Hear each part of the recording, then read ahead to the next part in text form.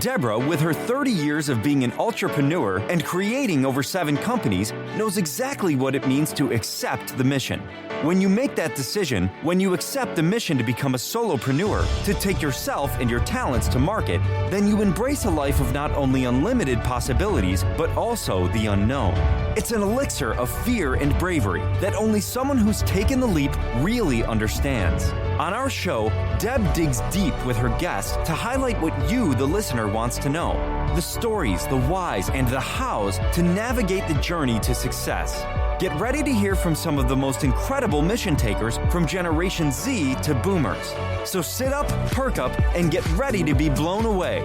Now here is your host, Deborah Drummond. Welcome back. You guys know it's coming, right? You guys know it's coming. Look, if you just happened to land on here because Mission Accepted sounded kind of cool, it is. And we welcome you to the show. But those that have been around for a while, you know that we absolutely love on our listeners and our viewers. And if you're driving, just keep listening. Watch us later.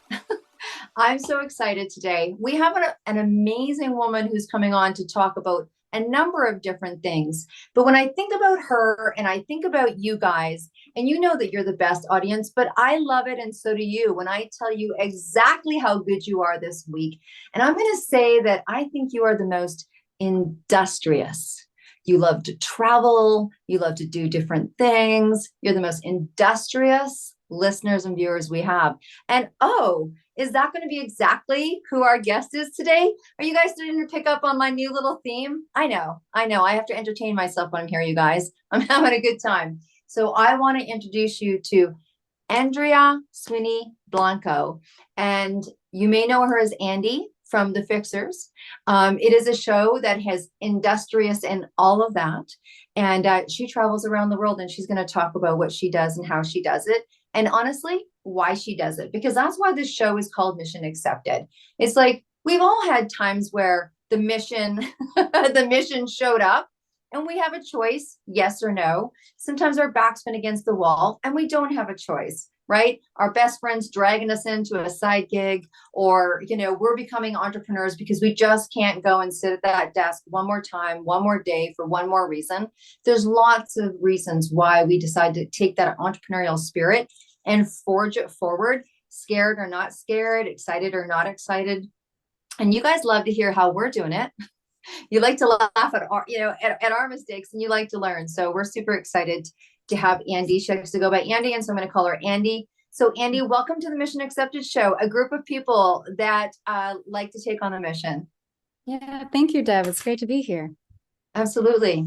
So we're super excited. We know that you're going to be, and these guys are well versed. This audience has been listening to about this incredible 262 project we're doing, where it's all about standing up, speaking up, and showing up. And the words around yes, you are so important, because sometimes when we're in our world and we are standing up, we forget to stop and share that stand up, and speak up with other people. And then sometimes people are just venturing into this world of this new world of entrepreneurship, and they don't even really know what that means yet. They're trying to navigate what, stepping up and standing up and showing up is really all about, and everywhere in between. And so I'd love to know, so you guys be excited, because Andi's going to be in the book and she's going to be sharing that. She's also going to be speaking at our keynote book launch in 2024. You guys know about that, and I know that you're all coming. And yes. We will let you know when and where and how, when all of that comes to play. Right now, we're meeting every month on the 8th, and you just go on this beautiful transformational journey with us, and we'll get you there. Just mark off International Women's Day 2024 and May 11th, 2024, and you too can see the book go live. So Andi, I know that you said yes, and we're so happy that you did. It's obviously a book about women and gumption. When people are like, what's it about? I'm like, women, gumption together. Wow. Mm-hmm. So thank you so much for being a part of that. And I'd love to ask you, just kind of sidebar, because I know that you have a bit of a varied life. There's many things that you've done. This is not your first rodeo being out at, being part of the Fixer. Please share with us kind of your journey, what it is that you do, how you got to this place, and what it's been like to be a woman in that. Yeah, absolutely. Well, first of all, I'd like to say thank you, Deb, for creating this whole project in the first place. I mean, bringing women together that have that entrepreneurial spirit, that are doing in things that are important to them in their lives and giving them a platform. I think that that's beautiful. And I think in the spirit of supporting other people, it's important for women to support each other, right? Because I think historically we've been maybe put together, put against each other in some ways. And there's never any need, in my philosophy, there's never any need to compete with anybody else. You are on your lane, and the closest that you get to who you truly are in your journey, the less competition there is, because everyone's going to be so uniquely different, and there's beauty in that. And when your gifts shine and you allow other people's gifts to shine, that's when magic happens, right? I think all creative endeavors or entrepreneurial endeavors or business endeavors are mostly magical when there's collaboration. So I love that you've started something that really embodies the collaborative spirit. And I'm a fan of that. So thank you for inviting me on here. This is awesome. Yeah, to share a little bit about my journey, I currently host a TV docuseries. We travel the world doing build projects for communities in need. So I am a host of the show. I'm also a carpenter on the show. I get to do some design work and work alongside the communities, learn about their culture, learn about how they approach building, and take on some of their practices as well.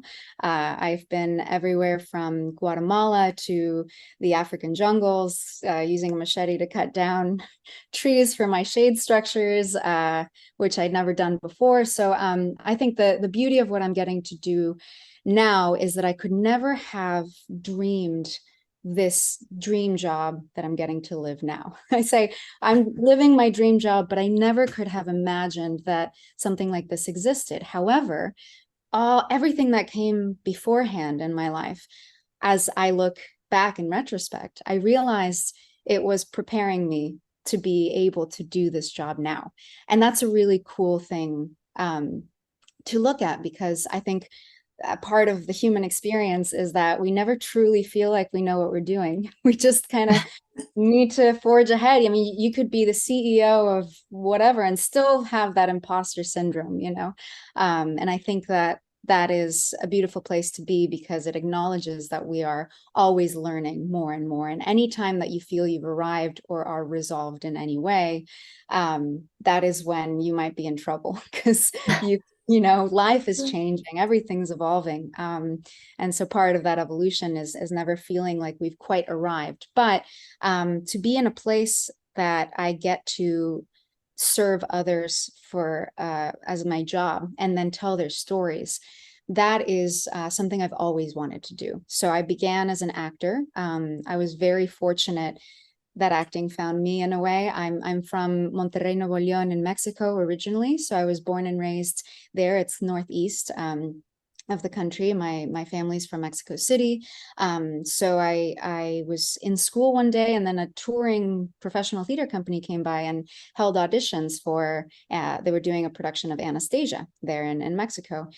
So I got cast as young Anastasia when I was in, you know, kindergarten, and I got to work professionally, and we went into a recording studio and we did all of these amazing things. And I just fell in love with the stage, because I realized that I got to embody different perspectives and different styles of living through imagination. And so from then the acting bug just bit. And once we moved to the States, when I was in my very early teens, I learned English. I already knew I wanted to be an actor, so I worked really hard to get rid of my accent, and then also be able to do various different accents. And then, yeah, and so now I speak a couple different languages. With what I do now on the Fixers, I always try to learn the local language of where we're going, at least enough to get by.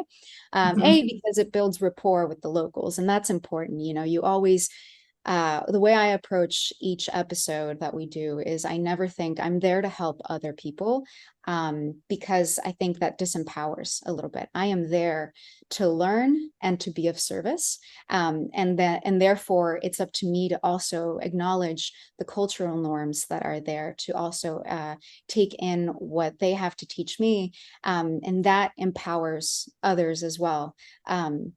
To live their truth and tell their story. So that's insanely important to me in any project that I do. So back to the story, I guess I started on the stage. Then once we were in the US, I started doing commercial work. My manager saw me in a play and represented me for a few things. So I started doing like little co-star roles on TV and independent films. My parents never let me be homeschooled because at the time there weren't great systems just yet. Now there are amazing homeschools out there, but at that time I had to go to school. So I did, and I went and got my BFA in musical theater at Emerson College with an emphasis in directing, which led me to direct theater in North Hollywood and Los Angeles area. So I've been a theater director, I've been a producer, a line producer, a executive producer on different film projects. I have just wanting to learn every aspect of the industry. I was equally on camera as I was behind the scenes working as a PA or doing every job on a set that I possibly could to know exactly how it ran. I never wanted to be in one mindset or mentality at that time in my late teens, early 20s, because I realized, I never wanted to feel like I was above or in any privileged position, and have that sense of connection and empathy with anyone that I was working with. And I think that that's translated really well in all the different things that I've gotten to learn and do. And now that I have done all of those things, I am zero focused on being one thing, whatever I'm doing in that moment. Now I am very fortunate to be able to just host and act. At the moment, I have produced and probably will again. But if I'm producing, I am exclusively producing. I'm not trying to do everything else. I do believe in being obsessive about the job that you're doing, because you have to love it with all of your heart, with everything that you do. It's like being in a relationship. There's a give and take always.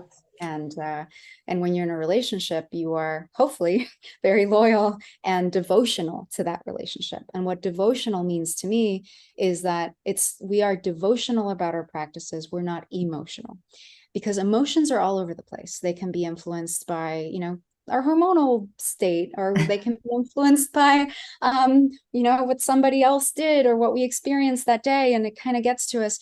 And if we live by emotion, then we're not on solid ground. Our decisions are not going to be consistent. And I think part of a focused mentality, part of a through line in any business that you do, is to be able to be devotional about your craft. And so that's a standard that I try to hold myself to. There are days that I wake up and I've been on the road for 10 weeks and I've connected with 100 people a week in a different country, and I'm jet lagged and exhausted from my muscles are sore from building, and I don't really feel like going outside and meeting new people. However, it's that devotional element kicks in, and I think, if I'm going to speak about anything, this is what I do, then I would feel like a hypocrite if I didn't hold a consistency to the level of me that I bring to every single day to my work. And it's important to me to never be hypocritical from what I say and from my actions, because that's where my sense of integrity comes from. And integrity is the most important thing to me ever. If I ever feel not intentional about what I'm doing, I super stand back and reflect and have to really sit on that, because I think passive living is a waste of energy. It's something that is so easy to fall into if we're in places that we're not dealing with emotionally, if we're sad about something, or if we're too engaged in social media and scrolling and all these different voices that we're hearing, and we're not giving our own voice a platform to even toward ourselves, because everything comes from the inside out. So all of those things just kind of encompass my story, the things that I've learned throughout being an actor, a director, a producer, and now a host and a documentarian. Wow. There's lots to dig in there. I really appreciate the transparency. I feel like there's, I've been in the world of entrepreneurship for 31 years, and it's certainly, as a woman, has had its, my goodness, it's been quite a journey. And I really loved how you said it is about being powerful. There is a lot of, it's not even, oh, maybe there's a lot of documentation, a lot of experiences that people have had as women have been able to have their voice. There has been, like what you talked about, pitting against and playing different roles till we finally got to a place where we could feel comfortable saying, I am an entrepreneur. I do want to step out. Ooh, this was a big one. I'm an entrepreneur and a mom. I can tell you I had a few eyes rolling at me like, that you're such a good mom. And I'm like, So, there's all those things that happen as we have made our way. You talked about the power of collaboration, and you're starting to see that happen. I really, honestly, for me, I think I saw it in the fashion industry. I think they were one of the very first to start collaborating. And it was interesting. It's a sector that my son's in, and it was streetwear. And you'd see, Nike with Champion. You're like, Champion's a brand that, used to be able to buy at low end.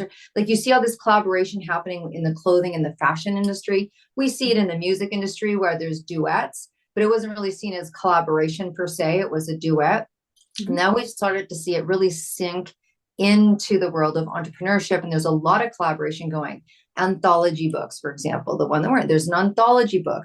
The book that we just finished producing was 22 women and 5 couples in a specific business sector, and these were all by nature people that were in the same industry that would be competing with each other.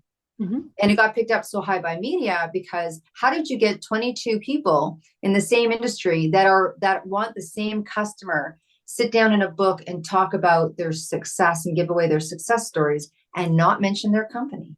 Like, how did you do that? Right. And I think it's the power of collaboration and understanding. And now we're starting to see not only collaboration, but transparency, transparency between entrepreneurs, like, hey, how's it going? Oh, it's so great. And the pressure to always be on top of your game and to wake up with that smile and to match your social media pictures every day and blah, blah, blah. And there's all this yearning for transparency. I love how you said that, look, think about it. 10 weeks on the road, you're building, you're talking, you're mentoring, you're learning new languages, you're sharing yourself, you're in the outpour. And to wake up in the morning, I bet there's some times where you're like, this was my passion. But there's a surge that takes your body almost out of bed, right? There's that passion and fuel. I think, I very much relate, and I can understand, and I love the transparency. And I think the more we can say to women and men, look, it's okay to not be on your top game today. And it's okay to perform like you are. And just this knowingness that, look, there's something going on in your family. There's something going on financial. There's something going on. Your mind is over here. It doesn't mean you're less passionate. It doesn't mean you're less committed. It doesn't mean you're less, for your words, devotional. It doesn't mean that. The devotion and the commitment came at some point, and it fuels you. And some days I do believe our passion literally wakes up probably 3 minutes before we do and goes, today's going to be funky. Let's just get things going for her, should we? And somehow it just gets you up, right? It just gets you up and gets you back. Yeah, absolutely. And I agree with you. I think each time that you show up to the task at hand, especially when you don't feel exactly prepared for it, or you're exhausted, or it's one more opportunity for your mind and your body and your heart to trust in your own capacity to show up. Because when we show up, even for ourselves, to things that we lay out for ourselves, say, I'm going to go to the gym at 8 a.m. tomorrow, and we don't have anything else going on, and we're so sleepy, it's so easy to press that snooze button, and there's nothing wrong with it. No consequences are going to happen, other than a little subliminal thing that starts to develop in our mental habits, which don't fully trust ourselves to then show up later on. And there's psychological studies behind this, right? But that's something that I really learned on the road, and with such a physically and mentally tasking job, is that, showing up builds a sense of self-respect. Self-respect is so important for trusting in our own capacity to take on any task, because earlier I said, we never quite feel like we know what we're doing. We might be really experts in certain areas of our fields, but to be in a position of leadership, you don't always have the answers, and you never will, right? And so the best thing that we can possibly have, and the best thing we can possibly teach our children and others, is the capacity no, it's the trust in their own capacity to figure it out, their own capacity to show up. And I so love when you said that. When you first said that, I was like, trust your capacity. I was like, oh man, I wish we weren't on video because I wanted to write that down. Trust in your own capacity, because as people, and I'm sure that you get this, I have no doubt that you get this, that people look and they're like, wow, you're so busy. Wow, I can't believe how much you do. Wow, I can't believe that you do that. And wow, and sometimes they say it with enthusiasm and complimentary. And then there's been the ones like, wow, like, do you ever take time off? Wow, do you ever vacation? Wow, do you ever? And you're so busy. And I don't let people say that busy word. And I'm like, oh, you mean I'm abundant? You mean I'm abundant, right? And they're like, you're so, and I'm like, I'm so stoked about what I do every day. It's perfect. It's awesome. And so there's that, I don't know, that rise, that availability and trust in your capacity. It's like, I'll know when it's too much. And thank you. I'll know when I need to take a day off. And I'll know, because you're trusting your own capacity, right? And when you can move yourself and when you can't, and pushing yourself past, it's kind of like, extreme athletes, right? Yes. No one ever says to them, oh, what do you mean? What do you mean you train that much for the Olympics, right? Well, if our passion are like the Olympics, right? I mean, we're all fueled about different things. So I have to ask you, okay, so one of the questions that I really wanted to ask you is because many people out there have an idea. They have an idea of what it's like to be in media. They have an idea of what it's like to be in certain sectors. And of course, being on TV is it's very alluring, right? It's very alluring. And many people are wanting to go in that direction. And we know that the whole world of TV and streaming and having your own channel and all that stuff has become so much more available. So that it's possible. It's possible. So for you, I mean, it sounds like you kind of, like you said, it found you. I always say that with our gifts, sometimes it finds us, we find them, whatever it is. But if someone wanted to do something like what you did, if someone wanted to be on a reality show, if someone wanted to, there's all sorts of different reality shows. Do you have any advice at all on how someone should prepare for that? What they should do in terms of maybe contacts, or get yourself ready, or go do some work in this area first, or whether it's about fixing people's homes in multiple countries, or, there's a lot of different reality shows, but a lot of different things that are going on. I mean, look at how the Food Channel has completely changed. And now they've got new shows popping up all the time. And I'm a foodie, so, but if someone wanted to do something like what you were doing, what would you tell them to do or go? Yeah, well, it depends on what sector they would want to do it, right? If they wanted to pursue it in the producing side of things, or in the hosting side of things. In my case, I very much have been listening to cues from the path that I've been on, as much as I've been putting visuals and actions toward where I want to go.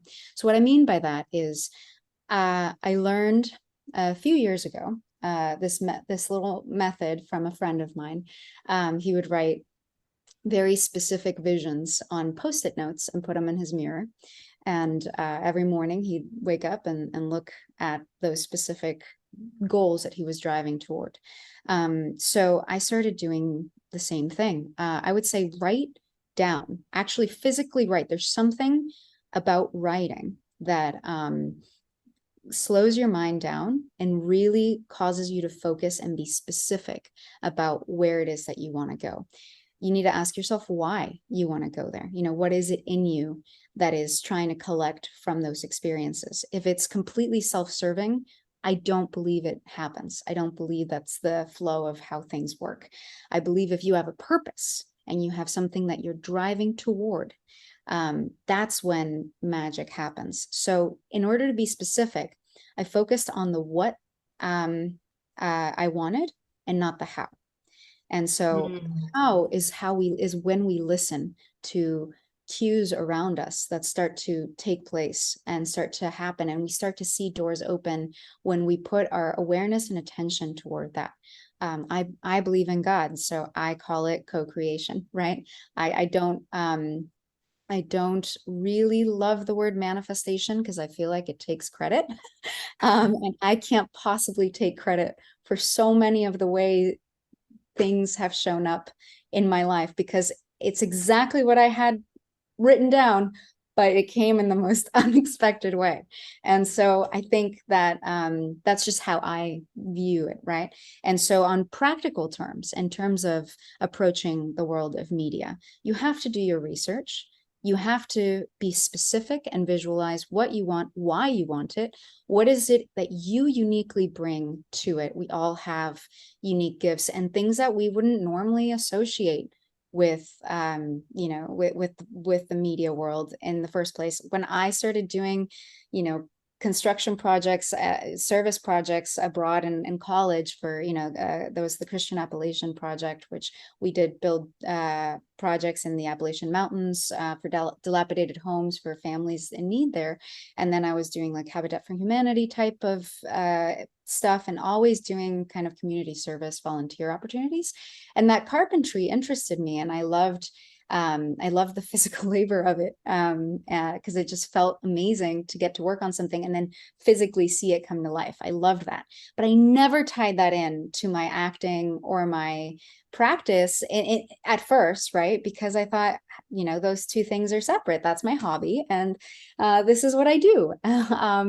And I just think have hobbies and engage with them. Earlier, Deb, you said people would look at you a little askew when you mentioned you're a mom and an entrepreneur. And I think that sometimes when you are any practice, an actor, anything that you do, and then you say, oh, and I love to do X, Y, and Z, people have that same reaction. But the thing is, doing both of those things complements each other profusely.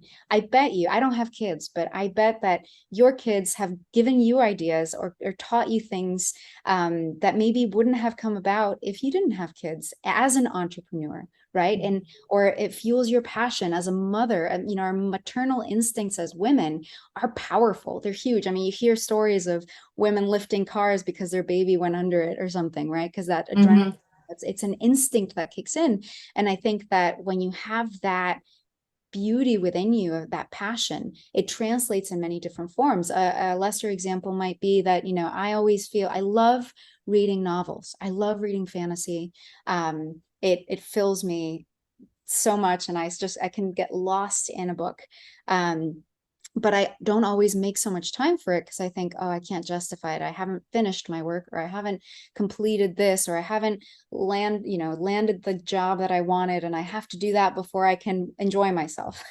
And I think that when you don't balance, it actually takes away from, because it gives it this kind of needy energy to complete a task rather than the journey that we're meant to be enjoying as we get to that end result. And so for people wanting to go into the media world, if you're going in for attention or self-glorification or self-promotion, I don't think that it's going to be a very edifying journey, and you will end up disappointed. You might get very lucky and land a cool gig in something or other, but at the end of the day, if you don't have something to say that is unique, if you don't have something to show for it, all you want is attention, then, and we can be honest with ourselves, sometimes we do need a little bit of recognition for the work that we do, and it's not a sin to want a little bit of that. I think we all need to feel seen in some way. And something that I've learned, because I think for me, to be seen for who I am and appreciated is super, super important. But of course, being in the film industry, the media world, not everybody is going to see you how you see yourself, or they're going to peg you into boxes, especially as an actor. You play this type of role, or there's always definitions being placed on us and assumptions being made. I mean, I am a minority in my field because I do a construction show. A lot of the communities we go into, they've never seen a woman that looks like me, or that even just a woman in general doing physical labor. That's the men's jobs. And so rather than telling them off for something they may not have, any context for, I just get to do it. And when giving people exposure through actions for maybe a different way of seeing, it's a cultural experience for them too.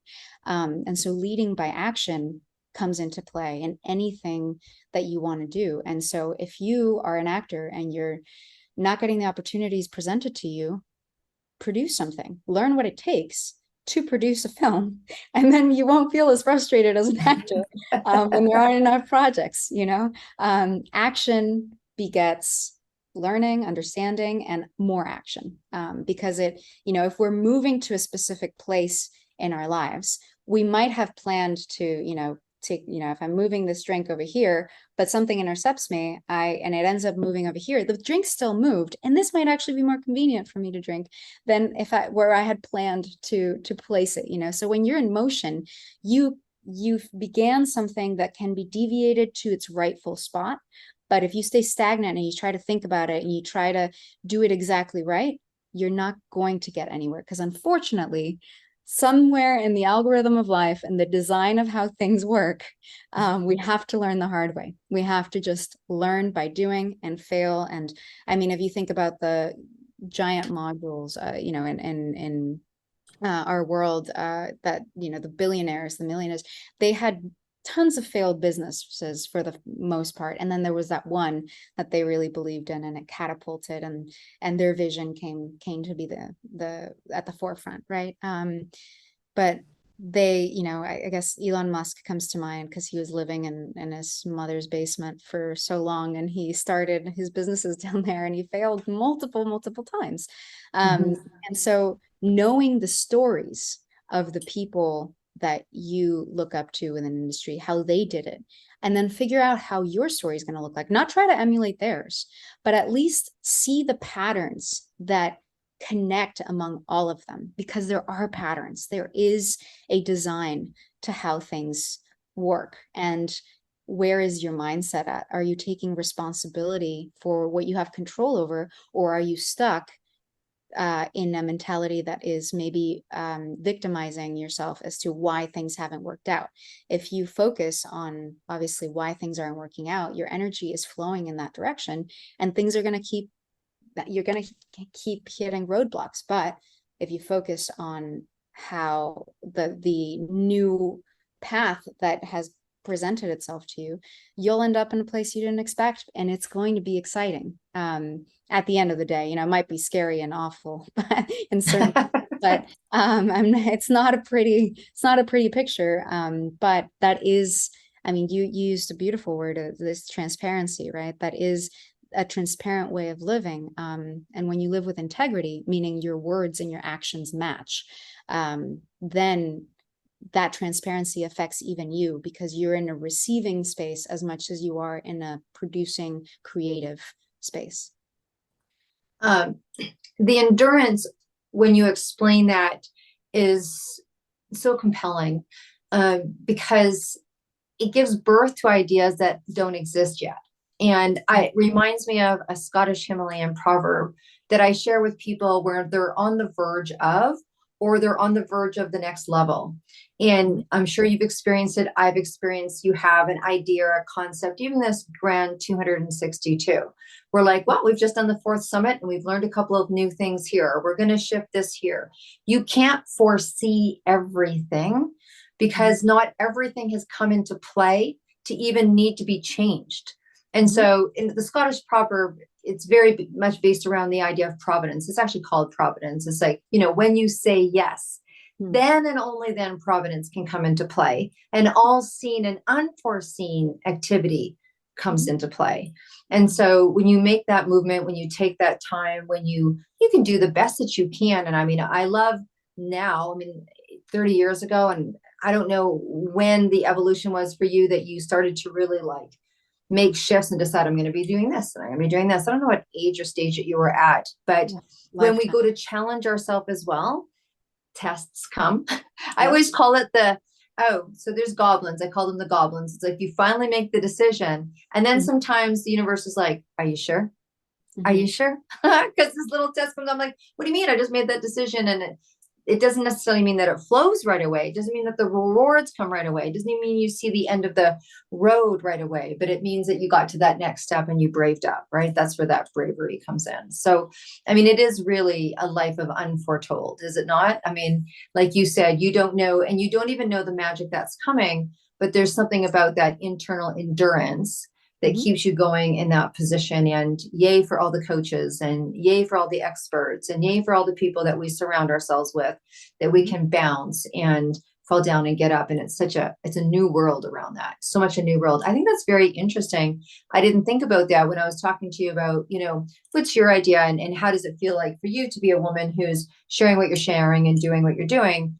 That of course, in certain countries that you go into, you are not in you are not, it is not the norm of that. Well, honestly, where I am in North America, I just, one of my clients is a woman in the trades, and we talk about that, about women in trades and the collaboration around women in trades.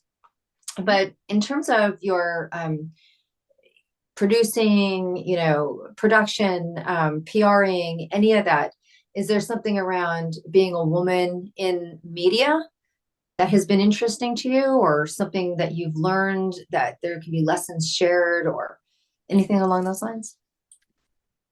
Yeah, I mean, I think when, as a woman, I feel that I am constantly seeking to look at any situation as much from an intuitive space as from a practical, realistic space. So what do I mean by that? What I mean by that is anybody that I meet or any situation that I'm approaching, I feel it out beforehand. There's an almost extrasensory um, intuition that I think is very powerful or very strong, particularly in women. But obviously it can be across the board with anybody. But I do think that women have a gift of that in many ways. And so they say that women multitask a little bit easier than men do. I haven't found that to be true. I need to zero in on one task and place all my attention, because I'm super ADD, and I've learned, I never medicated for ADD or anything like that, but I learned to harness it in the way that I needed to, because it's actually a beautifully creative space to be in. To be ADD is to connect a lot of different concepts at the same time, and that's why multitasking just overrides the brain. So I learned patiently and with a lot of trial and error to just sit and focus on that one thing at a time. But they say a lot of women multitask very easily, and they can be a mom and also run a business, and also somehow like have a general store in the back of the house, and and I think then that's beautiful. So everybody really has their own lane and their own unique gifts. And within the industry, of course, I've been faced with situations where, even though I don't really, on the day-to-day, I don't think about the fact that I'm a woman going into the industry. I think about the fact that I am, a professional producer, or I am a host, and I focus on the task at hand. I rarely think about the fact that I'm a woman until someone else makes me aware of it. And I remember.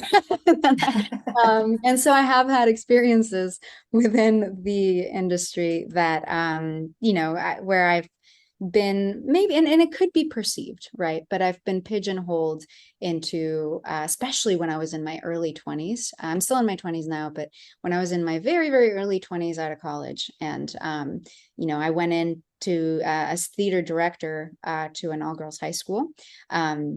And I built their theater program, and I felt a huge imposter syndrome, if you will, because I'd never done that job before, and I was in a position of creating something pretty big, and it was very exposed. And I felt I was working with some men as well, and I did feel like there was a lot of, instead of asking me what I knew and what I didn't know, it would just be like explaining what needed to happen. And in my head, I'd be like, well, yes, that of course. But I almost just wanted to be gracious and didn't say anything or correct them or anything like that. And then that has followed me since as well, and within the hosting world and within the construction world, there is a sense of, assuming that there's a teaching that needs to happen before I can show or approve what I have to go. But then I have to question myself and say, now, is it my ego that needs for them to know that I am already expert in X, Y, and Z?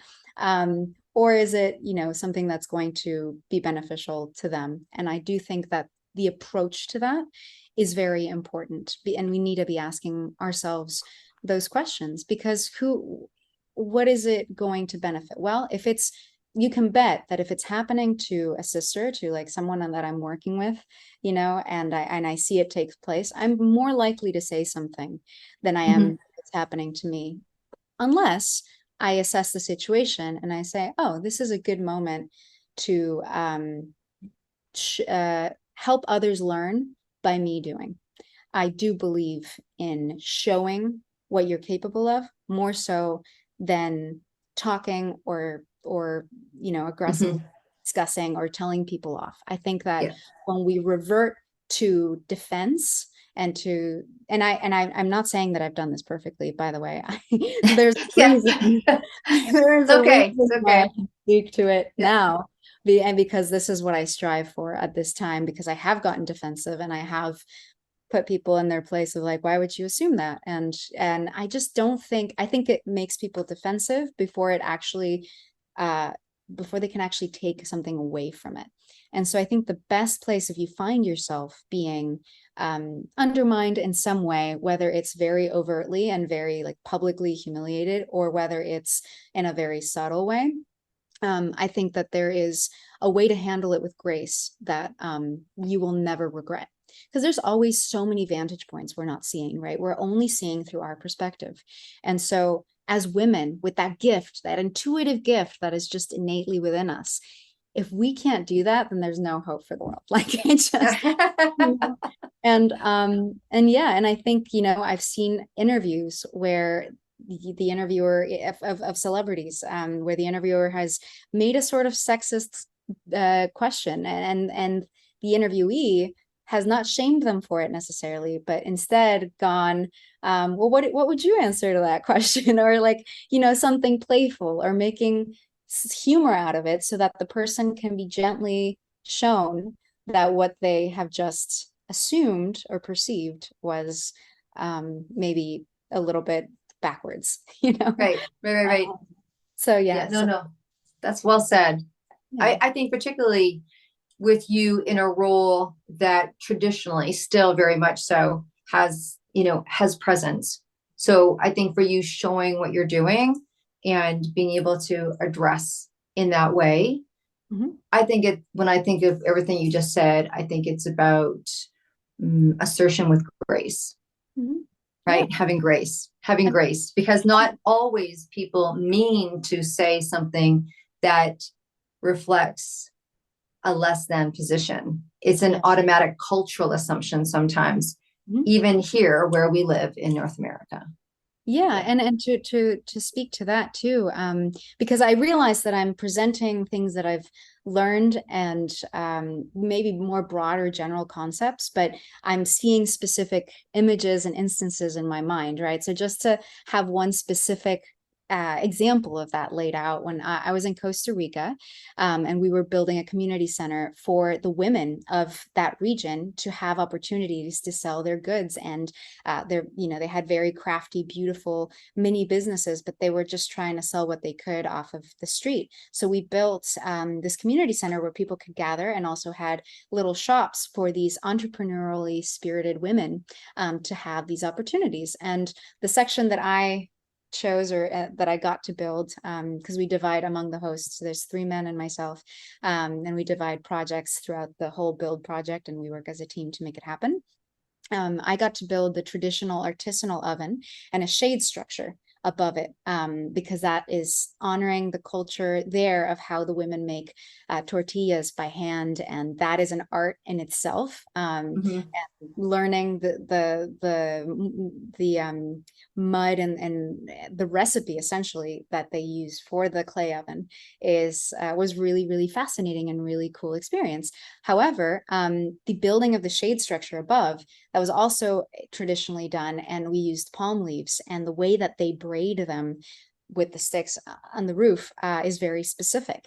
And I went to go grab the palm trees, cut some down, and I was carrying them, and the men would just come and grab them from me. Like, no, you shouldn't be carrying that. No, you shouldn't. But there weren't a lot of people around. So listen, if there's something heavy and guys are built for it, yeah, you go for it, because I might get hurt. There are things that you're like, okay, I know what my strengths are and what my weaknesses might be in this area. So so that didn't bother me as much as the assumption that they were going to be building it, and I was just going to get to look at them doing it. Just watch.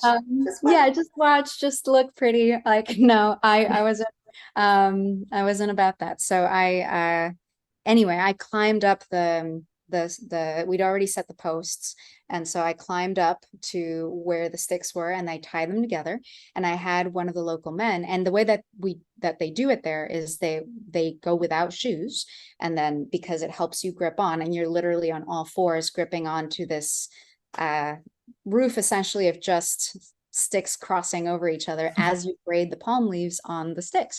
So he taught me how to braid, and I was right there with him braiding, and an hour into it, everyone just went, oh, okay. And then they were inviting me to other projects that they were doing, and saying, what do you think the design for the bottom of the oven should be? And I said, oh, well, what if we cross over, we're using oak wood, so let's do this and that. And then it became a collaborative experience, but it wouldn't have occurred to them at the beginning to say, oh, okay, you're a host of the show, but you're not, you're just hosting. Mm-hmm. Not actually here to do this. This is, our jobs. And that wasn't happening to the guys, by the way. The other guys, they were doing, and the workers were asking them questions about, what they wanted in each place. But that was not the same for me. Right. So there are subtle differences. And just knowing that everything's going to be different in terms of outlooks across the world. And if we let that affect us, if we let anything offend us because of our own sensibilities, then that's a little bit short-sighted, right? Because again, it's like all the vantage points, and taking responsibility for our thoughts and for something affecting us is so powerful.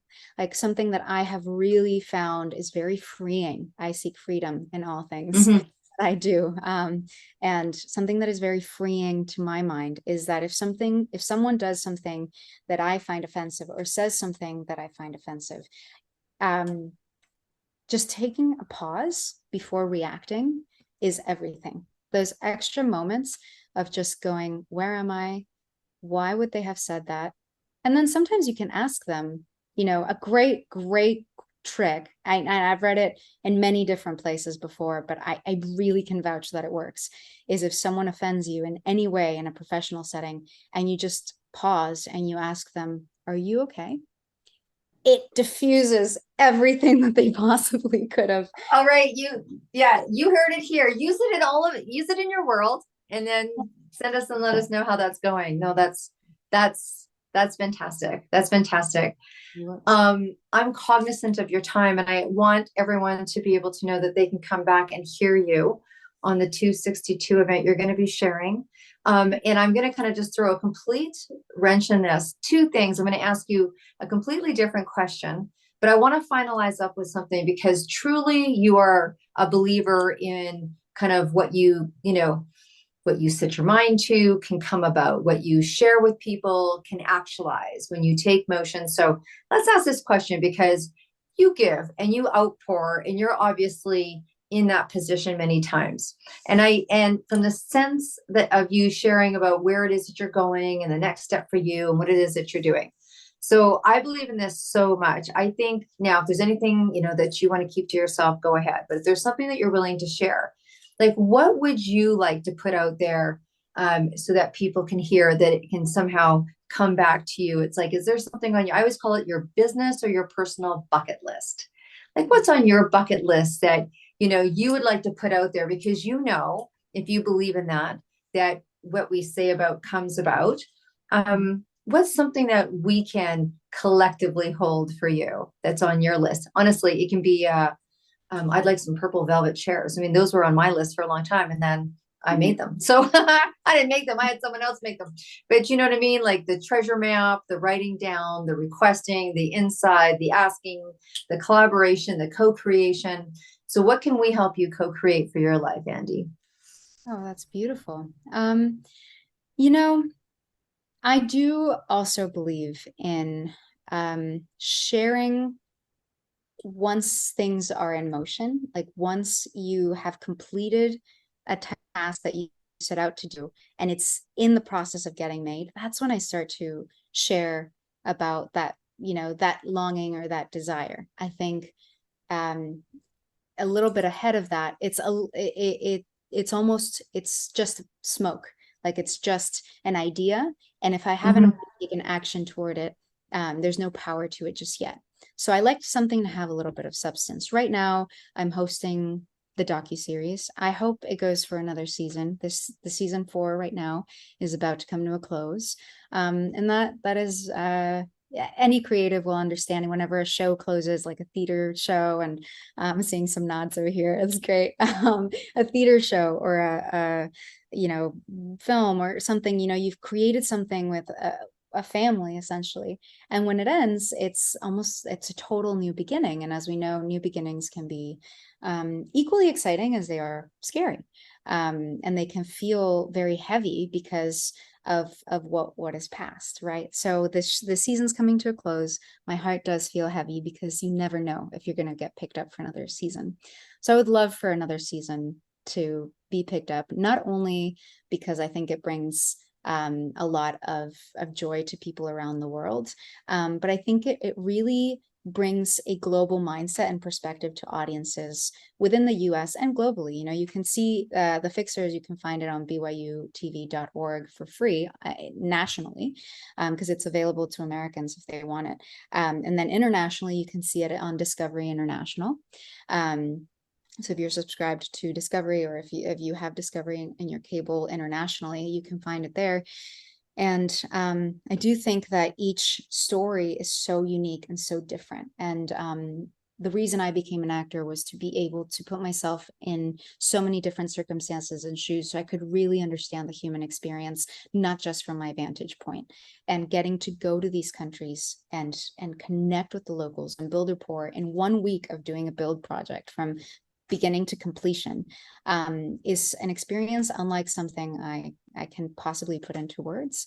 And it has formed who I am now. I've been doing the show for 2 years. And so I guess, because it sounds like what you're saying without, my language would be, what can I pray for you for? And if I can ask for prayer, and clarity and direction, they say we teach best what we most need to learn, and so I am constantly learning everything that I just shared on this podcast, and to remain steadfast in that would be what I ask prayer on. Awesome. Okay. Well, I'm sure we all heard you, and thank you so much for letting us know where we can hear the show. Now we're going to just kind of clean the slate, and we're going to change our whole idea here, and the listeners know what's coming. They know to hang out to the end of the show, and just simply said, for no other reason than your own joy. You are like no other reason, particularly you, no other reason than your own joy. You are heading to a desert island. It's got nothing to do with fixing anything. You're going to a desert island, and it's going to be you and you. And that's it. That's all, right? You have one suitcase, and in that suitcase, you have the opportunity to bring one album. What is the album that you would take with you that you could not imagine never not hearing those songs again? Oh, yeah, I know. No, it's one album, and that's it. What's it going to be? Oh gosh. It's so funny because I love music, and I live by music, and I dream with music. I cannot work out without music. I cannot be in a car without music. But it's one of those things where there's so many amazing artists and so many beautiful works of art that when you get asked this question, it's like your mind goes blank and you wonder if you've ever heard music at all.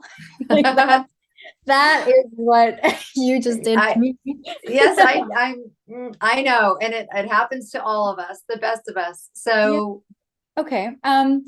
All right. If I had to pick, I had to, absolutely against my will, which Yes. it is, how to pick one album. I mean, it would be Evermore by Taylor Swift. Okay. Evermore by Taylor Swift. Yes. There it is. There it is, people. I know it's a tough question. It's probably the toughest question. And with that, we are going to be wrapping up today's show. But look, you guys, we love you and adore you. Thank you for doing everything you do to share and subscribe. And that's how we keep this going. And that's how really we know the mission behind the Mission Accepted Media is to really create opportunity and open doors for people that they never thought was open. And anyways, just to encourage bravery to go in and do your own mission, whatever that looks like to you. And I've always asked these music questions, particularly now more than ever with the They Did It tour project going on, supporting musicians globally. We want you to take that into effect. And you guys know what to do. If you want to be sitting where Andy's sitting right now and you want to come on the show, this is really tough. It's deb@debdrummond.com. So I don't know if I can remember that.